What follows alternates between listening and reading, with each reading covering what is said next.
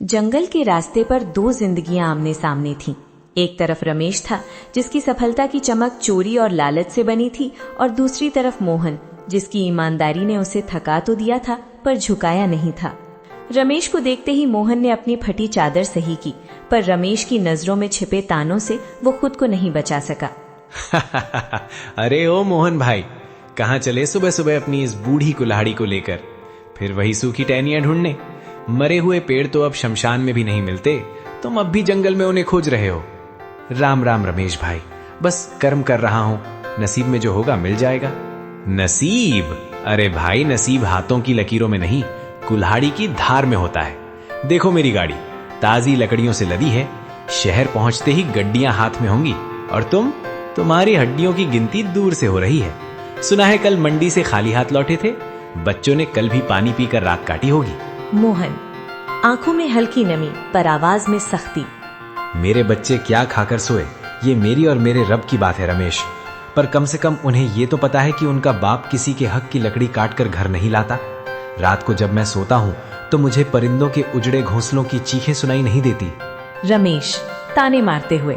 आदर्शों से पेट नहीं भरता मोहन, ये जो तुम ईमान ईमान की माला जपते हो ना, इसी ने तुम्हें इस हाल में पहुंचाया है।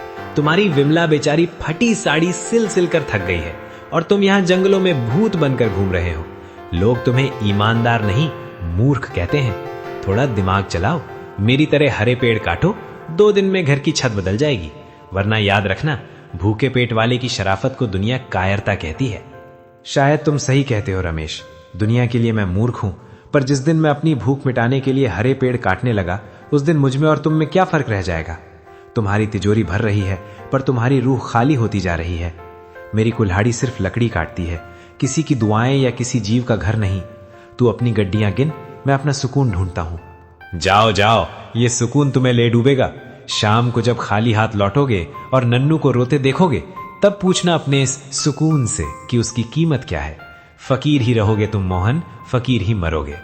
रमेश अपनी बैलगाड़ी को जोर से हाँकते हुए धूल उड़ाता निकल गया। मोहन वहीं खड़ा धूल साफ करता रहा। उसकी आंखों में आंसू थे, पर दिल में एक अजीब सा संकल्प। उसने अपनी कुल्हाड़ी मजबूती से पकड़ी और उस घने जंगल की ओर कदम बढ़ा गए, जहां आज उसकी परीक्षा होने वाली थी।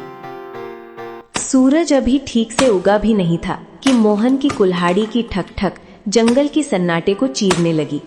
शरीर में जान नहीं थी।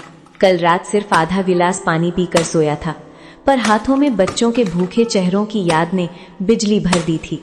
पसीना माथे से बहकर आंखों में जा रहा था, पर मोहन रुकने का नाम नहीं ले रहा था। बस थोड़ा और।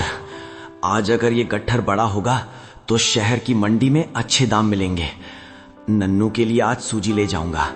बेचारा बच्चा कल रात रोते रोते सोया है, और दीपू की चप्पलें भी तो टूट गई हैं। हे भगवान, बस आज ही लकड़ियां बिक जाएं और कुछ नहीं चाहिए। मोहन बड़ी मशक्कत से लकड़ियों का एक भारी गट्ठर अपने सिर पर उठाता है। उसका शरीर कांप रहा है, पर उम्मीद उसे चला रही है।